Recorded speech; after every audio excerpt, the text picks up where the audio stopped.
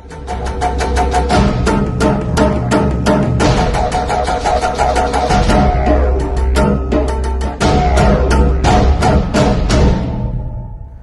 விண்ணையும் இந்த மண்ணையும் இந்த மண்ணில் என்னையும் அண்ட சராசரங்கள் அனைத்தையும் படைத்து பரிபாலித்து கொண்டிருக்கக்கூடிய எல்லாம் அல்ல ஏக இறைவனை வணங்கியும் தமிழ் உறவுகளுக்கு வாழ்த்துக்களையும் கூறி துவங்குகிறேன்.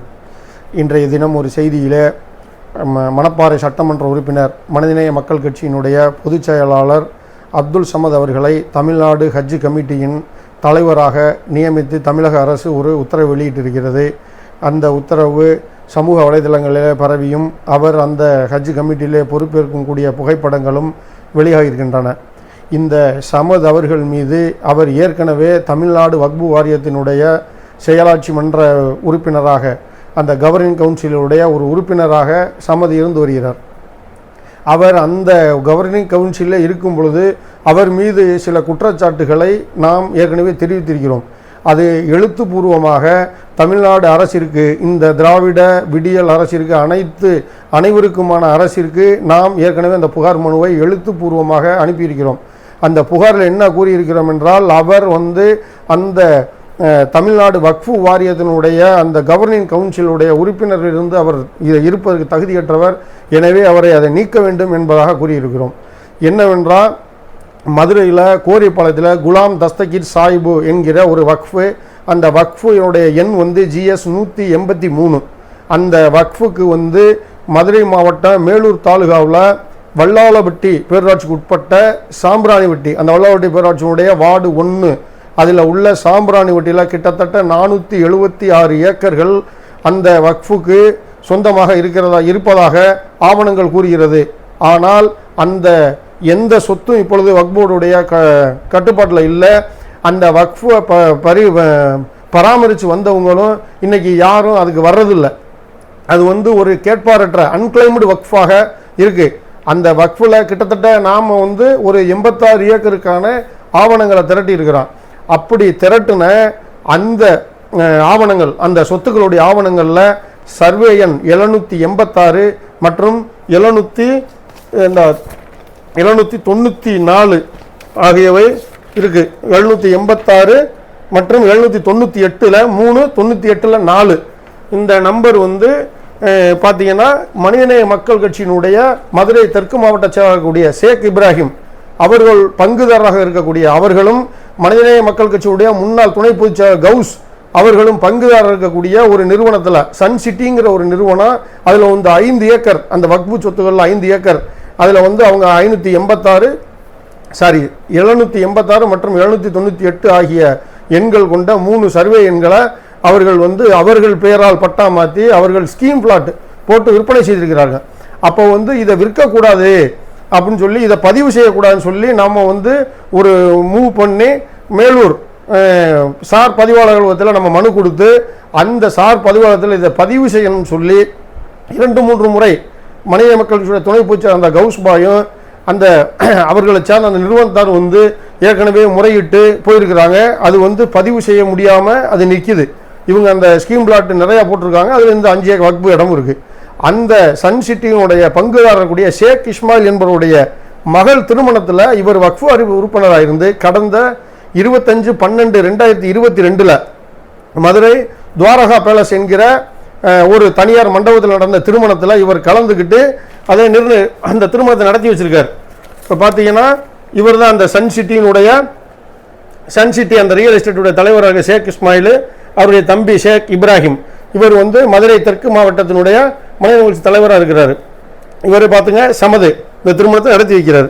அதில் பார்த்தீங்கன்னா இந்த கவுஸ் இருக்கிறார்.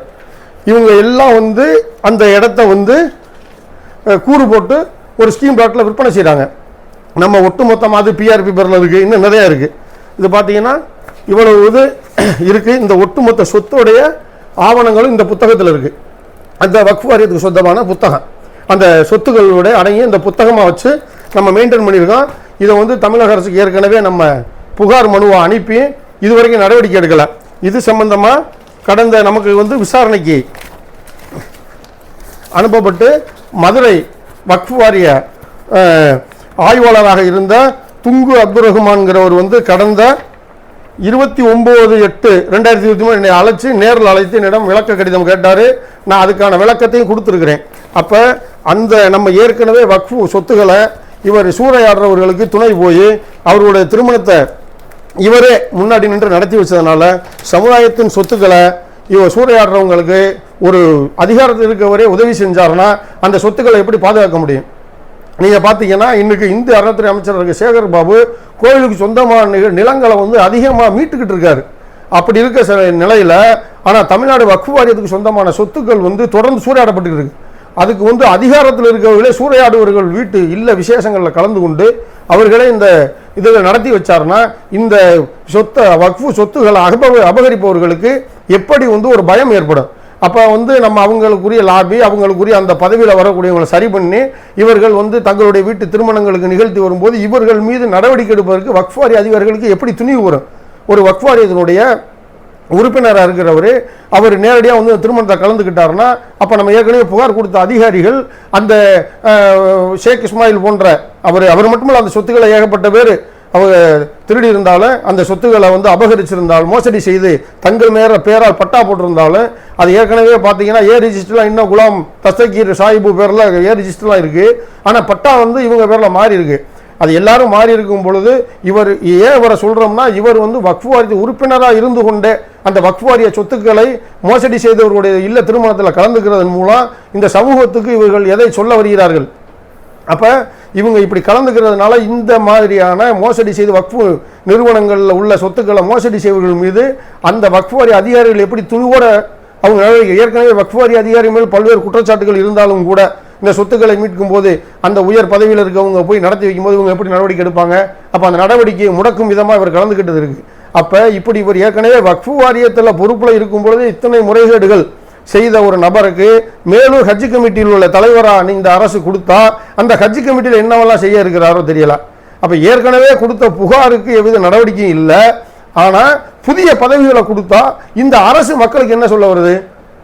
ஏற்கனவே அவங்க எங்களுக்கு வாக்களிக்காதவர்களுக்கும் கூட நாங்கள் ஏன் இவர்கள் வாக்களிக்கவில்லை என்ன எங்கள் மீது ஒரு கரிசனத்தோடு பார்ப்பார்கள், அது மாதிரி நம்ம வாக்களிக்கவில்லை என்று வருந்துவார்கள். அந்த அளவுக்கு எங்களுடைய ஆட்சி இருக்குன்னு சொன்னீங்களே தமிழக முதல்வர் ஸ்டாலின் அவர்களே, முத்துவேல் கருணாநிதி ஸ்டாலின் அவர்களே, அப்படி சொன்னீர்களே.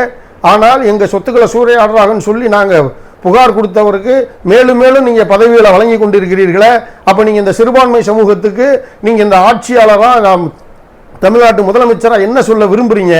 அப்போ நாங்கள் இது மாதிரியான வக்ஃபு சொத்துக்களை நாங்கள் சரி செய்வோம், நாங்கள் இந்த மாதிரி சூறையாடிக்கிறவங்களுக்கு நாங்கள் திரும்ப திரும்ப உதவி செய்வோம். அப்போ நாங்கள் வக்ஃபு வாரியத்தை ஒரு கண்ணாவும் நாங்கள் இந்து அறநிலையத்துறை இன்னொரு கண்ணாவும் தான் பார்க்குறோம். அறநிலையத்துறை சொத்துக்களை மீட்போம், வக்ஃபு வாரிய சொத்துக்களை அழிப்போம் என்பதாக தமிழ்நாடு அரசு இந்த சமூகத்துக்கு இஸ்லாமிய சமூகத்துக்கு கூறுதான் தெரியல.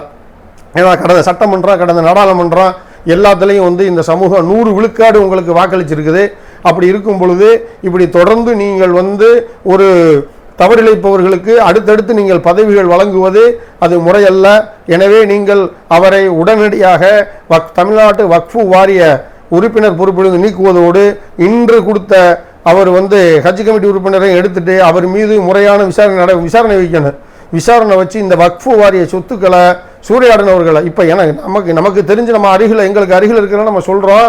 இந்த 476 சொச்ச ஏக்கர் அதில் இருக்குது. அந்த இடங்கள் முழுமையாக சூறையாடப்பட்டிருக்கு. அதனுடைய ஆர்டிஆர் ஃபைல்கள் தொலைக்கப்பட்டு விட்டன, தொலைந்து போயிடுச்சுன்னு சொல்லி மேலூர் தாலுகா ஆஃபீஸில் சொல்கிறாங்க. நீங்கள் அதுக்கான ஆர்டிஆர் ஃபைல்லாம் எடுக்க முடியலை, ஆர்டிஆர் நம்பர் மட்டும்தான் இருக்குது. அந்த ஃபைல்லாம் தர மறுக்கிறாங்க. அப்போ இது ஒரு அரசு வருவாய்த்துறை அதிகாரிகள் மற்றும் வக்ஃபு அதிகாரிகள் வக்ஃபுல பதவியில் வர்ற இந்த மாதிரி ஆட்சி மன்ற குழு உறுப்பினர் கூட்டு கொள்ளையாக இருக்குன்றது இந்த மக்களுக்கு சமூகத்துக்கு ஐயப்பாடாக இருக்குது. அதனால இந்த ஐயத்தை போக்கும் விதமாக உடனடியாக சமதவர்களை வக்ஃபு வாரிய பொறுப்பிலிருந்து நீக்குவதோடு இல்லாமல் இதை உடனடியாக நீங்கள் விசாரணை செய்து அவர் மீது குற்றம் நிரூபிக்கப்பட்டால் அவருக்கு உரிய தண்டனையை வழங்க வேண்டும். அந்த வக்ஃபு சொத்துக்களை அபகரித்தவர்கள் மீது உரிய வழக்கு பதிவு செய்யப்பட வேண்டும். அந்த வக்ஃபு சொத்துக்கள் அனைத்தும் மீட்கப்பட வேண்டும். இந்த மாதிரி தொடர்ந்து வக்ஃபு சூறையாடுவர்களுக்கு அடுத்தடுத்து பதவி வழங்குவதை இத்துடன் நிறுத்தி கொண்டு அந்த கொடுத்த பொறுப்புகளையும் அவரிடமிருந்து எடுத்து சரியான நபர்களை தேர்வு செய்து நேர்மையாளர்களிடம் பொறுப்புகளை ஒப்படைக்க வேண்டுமாய் ஸ்டாலின் அவர்களை கேட்டுக்கொண்டு விடைபெறுகிறேன். நன்றி.